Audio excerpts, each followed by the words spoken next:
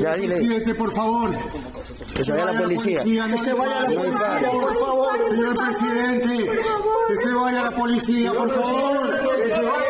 Que tenga humanidad, señor presidente, que se vaya la policía, por favor. A ver, yo estaba en vivo cuando eso ocurría o cuando se daba a conocer en las redes sociales, porque en redes sociales fue que explotó el asunto y digamos que los medios de comunicación, los periodistas nos sentimos muy tocados porque somos quienes ponemos la cara, quienes damos cuenta de las denuncias, quienes realizamos las investigaciones y no tenemos pues seguridad de Estado, no tenemos un policía, un agente de inteligencia en la puerta de nuestras casas, ¿no? Y Philip, Beto, Milagros han contado aquí muchos eventos que amenazaban su integridad. Y lo que ha sucedido en Ecuador es justamente lo mismo. Primero con el asesinato de Fernando Villavicencio, un candidato a la presidencia de Ecuador que también investigó, ejerció como periodista, ¿no?, a bandas criminales y a las más altas esferas del poder. Y hoy ocurre en TC, en Ecuador, en un medio de comunicación televisivo. Por ello, les repito, nos sentimos muy tocados como colegas, como periodistas también.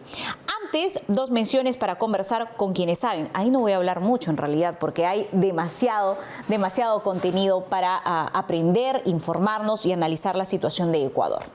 Que los clientes de Caja Sullana logren sus metas es nuestra felicidad. Caja Sullana tiene para ti, amigo emprendedor, un crédito para que sigas adelante con tu campaña escolar y hasta para esas urgencias que nunca faltan. Caja Sullana está ahí contigo poniendo el hombro porque su compromiso es con tu éxito. Visita Caja Sullana y solicita tu crédito escolar. Juntos lo extraordinario es posible.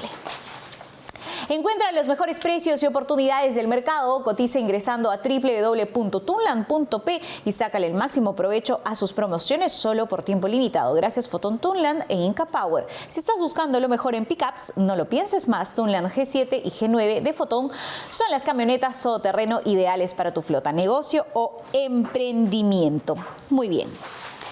Hugo Guerra, periodista, analista político, y Juan Carlos Liendo, ex jefe de DINI, ¿no?, coronel en retiro del ejército peruano.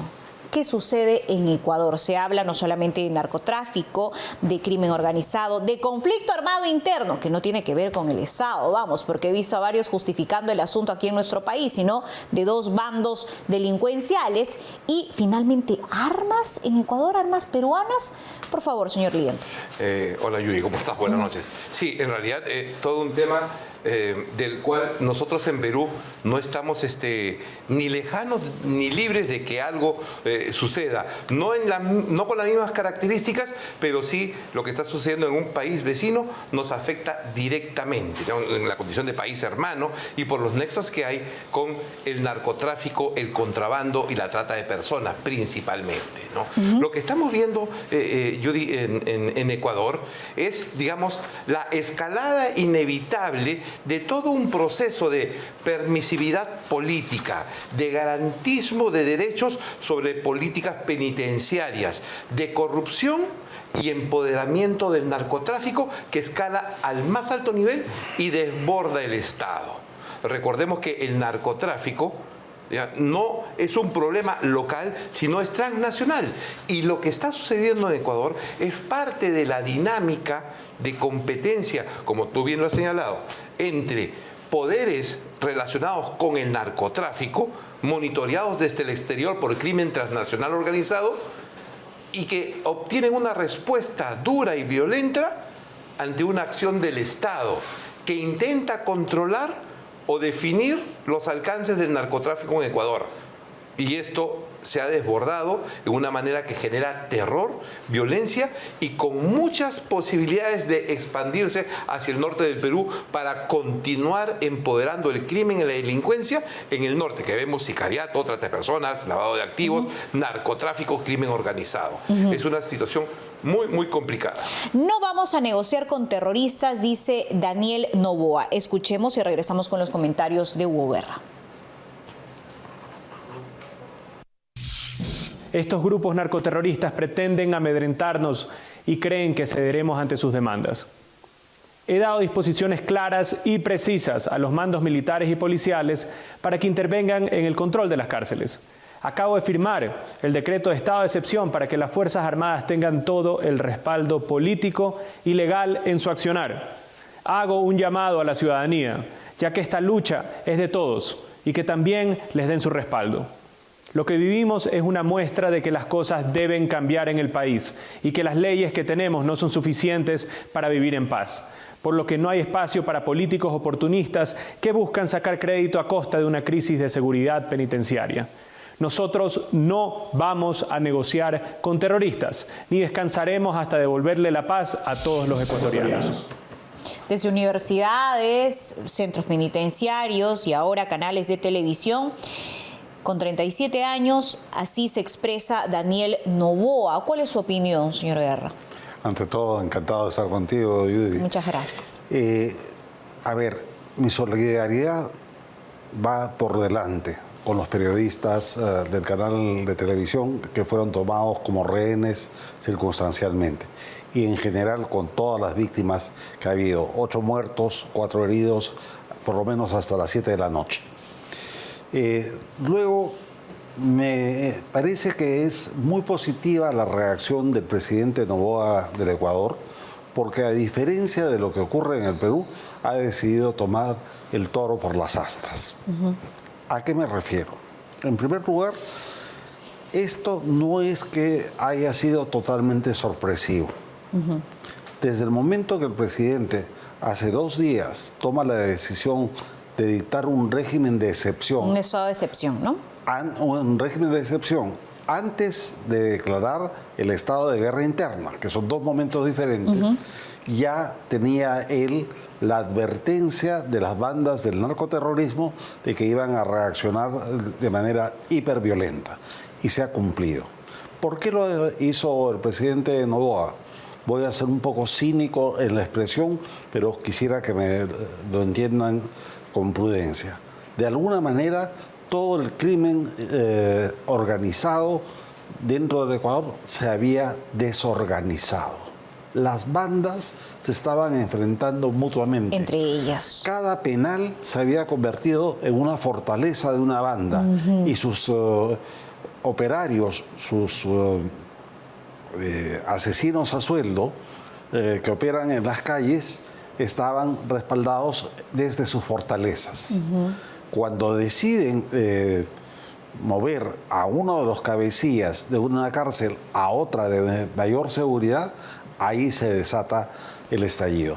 Pero entonces ya el alto mando ecuatoriano y el gobierno de Quito tenían una idea de las consecuencias que podían traer. No digo que estuviera fríamente calculado, pero no ha sido una sorpresa al 100%. Lo segundo que debemos destacar es que pese a saber que esto iba a traer consecuencias, se ha asumido el reto. Y lo ha asumido declarando el régimen de excepción, el estado de excepción y el estado de guerra interna, que no tienen nada que ver con la monserga que se repite. Que se está diciendo en este momento en redes sociales. La razón es bien sencilla. Desde el derecho internacional se define claramente qué cosa es terrorismo y qué cosa es un estado de beligerancia. En este caso se utiliza el término de bandos criminales, organizaciones criminales, y se les califica dentro de la escala penal ecuatoriana de terroristas. Por lo tanto, que no nos engañen con las formas. Es una guerra contra el terrorismo. Total. Solo que formalmente ellos tienen su manera de expresar. Y su marco legal también. Y su marco legal. Por supuesto. Y esa valentía hay que respaldarla porque, concluyo con esto, el problema se nos viene a nosotros. Tenemos ya presencia activa de tráfico de armas, de municiones, de personas, infiltración dentro de nuestras fronteras.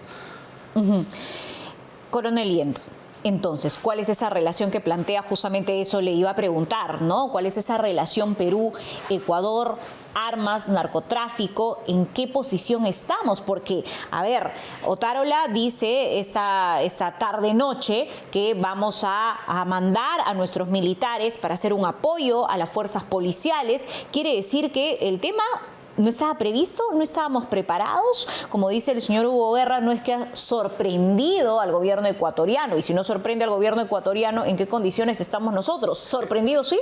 Definitivamente, digamos, porque el Estado ha debido tener la capacidad de tomar las previsiones del caso. Y aquí entramos en un tema que es reiterativo, Judy, que es la carencia de inteligencia estratégica, la carencia de inteligencia nacional, porque lo que sucede en Ecuador o en cualquier país fronterizo no es un problema ajeno, es un problema concomitante con nuestra realidad. Y esto ha debido de haber sido ya previsto, estado ya anunciado, y no de ahora, sino desde el mes de julio del año pasado. El presidente Lasso anterior ya le declaró la guerra al crimen en Ecuador, que derivó en una escalada de violencia que lo obligó a salir del gobierno. O sea, mira, tienes bandas criminales capaces de generar efectos políticos. Eso pasó en Ecuador. Entonces, esto... A irrumpir en su proceso electoral también, con el asesinato de Fernando Villavicencio. Y también hoy es un desafío al gobierno de este joven presidente. Aquí debemos tener bien en claro que la frontera del Perú con Ecuador es una frontera abierta en la práctica, con amplia presencia de crimen transnacional, no de ahora, sino de muchos años. Ahí estamos pasando un poco viendo las imágenes de la época del COVID, ¿no? Que se tuvo que cerrar la frontera ante el ingreso de migrantes venezolanos, ¿no? En la frontera de Perú con Ecuador es prácticamente una frontera abierta, con personas que viven a uno u otro lado de la frontera, con presencia de organizaciones criminales encargadas de tráfico de personas, trata de personas, de contrabando, desde combustible, alimentos, de narcotráfico, de armas. Digamos. Hay detectados más de 80 pasos ilegales, con 26 puestos policiales entre Tumbes y Piura que son insuficientes.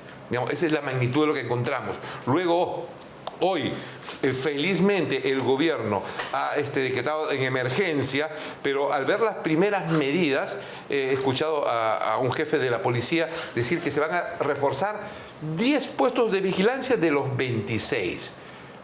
¿No? Cuando se requiere cerrar toda la frontera y controlar todos los accesos terrestres para evitar flujos masivos. Ya hemos visto en esta tarde de hoy y en las primeras horas de la noche que las oficinas de migraciones, tanto peruanas en la frontera con Ecuador como colombianas, están abarrotados de ciudadanos ecuatorianos. Elementos que configuran posibles rutas de salida, de escape o de tránsito entre estas bandas criminales que están en una guerra dentro de Ecuador. No es un problema ajeno. Las medidas tienen que ser más que suficientes, tienen que ser efectivas. Y es un verdadero desafío al Estado peruano porque tenemos una frontera abierta con Ecuador. Ajá. Ahora, ¿son suficientes las declaraciones de Otárola? Porque ha señalado que se va a decidir ordenar un estado de emergencia en varias regiones, entre ellas pues la región de Tumbes, por este problema en la frontera. Pero no ha explicado, como usted a detalle, por ejemplo, esas medidas efectivas, inmediatas y previamente preparadas, establecidas. ¿No es cierto, señor Guerra? Hoy día se vence el estado de emergencia de algunos distritos, justamente por la violencia. ¿Cuál es el resultado? Cero. Ya nos dijo la propia Presidente que no había plan Boluarte, como no había plan Bukele, ni plan alguno. Y me temo que eso ocurra con la frontera norte. Efectivamente, con Juan Carlos estábamos fuera de cámaras haciendo memoria de la frontera abierta. Son aproximadamente 86 pasos, así le llaman, pasos fronterizos abiertos donde no hay control, pero que son conocidos, están mapeados. 26 puestos de vigilancia y apenas 4 controles fronterizos regulares. Toda esa zona requiere presencia no solo policial, sino militar y aerotransportada. Con Juan Carlos compartíamos igualmente el haber conocido por tierra toda la zona de frontera y cuando uno camina por ahí, primero que es complicadísimo, segundo que el abastecimiento logístico para la policía y los militares es dificilísimo. Y entonces, si no se pone énfasis en lo que se va a tomar como medida de control, ¿qué se está permitiendo? La operación del narcotráfico la tienen a su cargo los carteles mexicanos de Sinaloa y de Jalisco Nueva Generación. Además está el cartel de los albaneses que opera dentro de Ecuador, que es uno de los más sangrientos, pues también lo llaman de los balcánicos. Y operan de los dos lados de la frontera. Ecuador no produce cocaína ni heroína, el Perú sí. Ecuador es un paso de salida. Entonces ya hay una conexión. Luego, las FARC rebeldes, Colombia, las que no aceptaron el, comillas, acuerdo de paz, siguen parapetadas en parte de nuestra frontera norte. Ahora, Ecuador sirve de tránsito para el tráfico de personas, no solamente venezolanos, de ahí se origina gran parte del problema que tenemos, sino también muchos haitianos, muchos europeos y muchos africanos, incluso chinos. Y en cuanto al tema de las armas, no es nada nuevo. Hoy día se ha revelado que habían granadas con la impresión de las Fuerzas Armadas, del Perú y munición de FAME. Acá sabemos plenamente que hay una mafia que está enquistada, particularmente en algunos niveles subalternos del ejército peruano, y que no se les ha querido tocar. Ajá. Entonces, mientras no se corte las líneas de abastecimiento del narcotráfico, en realidad solamente vamos a hacer la ficción. Por último, no te olvides que más o menos en septiembre, octubre, encontraron a uno de los sicarios que atentó contra Villavicencio, nada menos que en Chiclayo. ¿De qué hablamos? ¿De qué control? Hay una clara conexión además, ¿no? Ahora, el factor penitenciario, ¿no? Porque estamos hablando de la frontera, sin duda, evidentemente hay factores externos como el tema de México, Colombia, Ecuador, nuestro propio sistema de seguridad en la frontera, pero hablemos del factor penitenciario. Tenemos, según el dato que nos ha comentado Julio Rodríguez aquí en el programa, que en el Perú hay 3.000 venezolanos presos de alta peligrosidad. Lo que ha ocurrido en Ecuador es un mensaje de justamente estos bandos criminales que toman las cárceles como fortalezas. En nuestro país sí tenemos penales de alta seguridad, como Chayapalca. En Ecuador se esbozan medidas como, por ejemplo, barcazas y demás, alejándolos de suelo ecuatoriano. Pero esto podría pasar en nuestro país con el nivel de hacinamiento que tenemos en nuestras cárceles. ¿Qué se sabe de ello, señor Liendo? Bueno, se sabe, digamos, en realidad muy poco de lo que pasa dentro de las cárceles. Aún no hay noticias de bandas criminales o carteles que dominen las cárceles, salvo algunos sectores dentro de ellas, pero sí es una posibilidad latente, ¿no? Y muy importante por dos consideraciones muy importantes. El nivel de alto de corrupción permanente en nuestras autoridades penitenciarias, la falta de funcionamiento y de transparencia con sistema de bloqueo de celulares o grabaciones dentro. Eso es terrible. Nunca llegó a funcionar bien, en realidad. No, en realidad, y se habla hasta de... se ha enjuiciado hasta jefes, directores de penal que tenían bloqueadores de sistemas o administradores de señales en las computadoras de su oficina. Digamos, o sea, el nivel de corrupción de control de la cárcel es grande, más información que no es analizada ni matizada por nadie. Y la corrupción que existe en el sistema penitenciario y en el sistema policial también, donde muchos de los crímenes se manejan y se organizan y se administran dentro de los penales. Eso es conocido. Es un desafío permanente, ¿no? Y esta consideración se combina con un necesario efecto que tiene que producirse en función de lo que está pasando en Ecuador. En Ecuador hay un desajuste del equilibrio criminal que ha existido desde la época del gobierno de Correa, que cierra la base de Manta en Ecuador en el 2009 y después indulta más de 3.500 narcotraficantes y viene una política de permisividad penitenciaria en Ecuador. ¿Qué criterios esos indultos? Político. Son criterios de carácter político. Narcotráfico con política está mezclada. Más los países asociados al socialismo latinoamericano que tienen mucho nexo. Con la farsa de la ideología con la farsa de la lucha, ¿no? Exacto, social. Que es lo que tenemos acá también, que aquí en Ecuador tenemos enfrentamientos de las bandas criminales que afectan el poder político, y aquí tenemos bandas de crimen organizado que movilizan políticamente sectores de la población en contra del gobierno, ¿no? Pero lo que yo me refería era que lo que está sucediendo en Ecuador en estos momentos no va a dejar de tener efectos en el Perú. O sea, desde el desajuste del orden criminal en Ecuador, que recibe importantes cantidades de productos narcotráficos hacia su frontera, tanto de Perú como de Colombia, va a tener que tener otra salida, otro escenario, otro escape. No vaya a suceder de que con este caos que hay en Ecuador, la dinámica de transporte y recepción que hay en Ecuador se pase al norte del Perú, a Trujillo, a Chiclayo, a Piura, lo cual sería sumamente grave, que la dinámica del crimen en Ecuador pase las fronteras y se establezca en territorio peruano. Nadie está alertando esto, y es un tema que ya es conocido, y es un tema que requiere una apreciación estratégica y acciones políticas serias y contundentes, no para la pantalla de televisión. Esto no se arregla otorgando bonos o presupuestos o declarando en estados de emergencia o anunciando planes Boluarte. Esto se arregla con decisiones de política, actividad política pura y dura frente al crimen.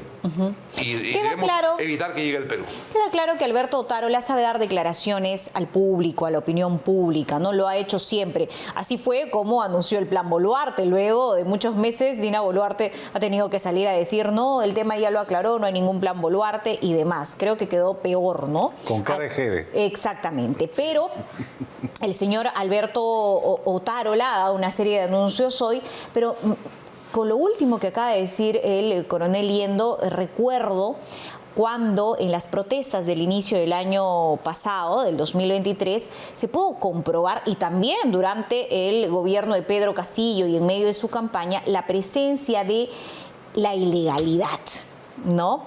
Del empresario ilegal, de aquel relacionado a la minería ilegal, al narcotráfico y también al terrorismo. Entonces, inclusive en protestas sociales se ve esa presencia. En Ecuador, al parecer, está pasando lo mismo. Y también se mencionó el factor Correa, Rafael Correa, y cómo utiliza el insumo de la ideología y de la lucha social, pero en realidad busca proteger de alguna manera al narcotráfico que protege o financia su gobierno. ¿Qué les parece si escuchamos a Rafael Correa y luego lo comentamos? Compatriotas, el país vive una verdadera pesadilla, algo impensable, inimaginable hace muy poco tiempo, fruto de la destrucción sistemática del Estado de Derecho, de los errores, del odio acumulados todos estos últimos 7 años y de los cuales hemos sido una de sus principales víctimas. Pero hoy es momento de la unidad nacional. Hoy es momento de la unidad nacional. El crimen organizado le ha declarado la guerra al Estado. Y el Estado debe prevalecer. El Estado debe vencer. ¿Qué opina? Que es otro cara de jefe. ¿Por qué? Rafael Correa, el año 2009, efectivamente cierra el contrato de arrendamiento que tenía con los norteamericanos para que utilizaran la base de Manta, que era para vuelos de interdicción en la Amazonía, entre otros trabajos.